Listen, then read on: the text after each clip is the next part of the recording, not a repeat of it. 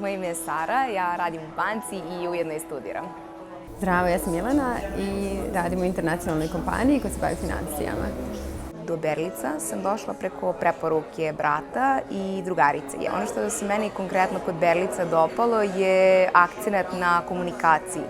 Posle tog kursa engleskog jezika, gde sam shvatila da i nije tako teško, i onda sam rešila da upišem novi jezik, pošto smo do tada stalno sa porodicama išli u Italiju i tamo smo letovali. Uvek mi je bilo zanimljivo i da čujem šta oni tu pričaju. Konkretno na času najviše mi se sviđa energija koja je prisutna. Čak i ako nam nije dan ili smo preumorni od posla, obaveza ili smo bili pod stresom, što je standardno danas.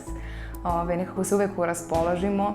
Taj odnos koji imamo zaista sa profesorom u smislu da ukoliko nam nešto zaškripi i treba nam hitno na poslu da rešimo, nije nas sramota da tako kažem, uzmemo telefon da je pozovemo i kažemo imam taj problem, da možeš molim te da mi pomoći. Da, govorim brzo mi napiši.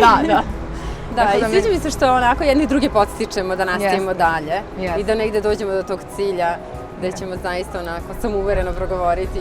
Berlic zaista ima poseban metod gde ne opterećuje svoje đake, nego zaista gleda da svaki čas bude onako vrlo dinamičan, zanimljiv. Ulaganje u sebe u vidu učenja jezika je nešto što sada koristimo i nešto što će nam se vratiti naravno u budućnosti. Tako da što više jezika znamo i koristimo, to je veći plus za nas.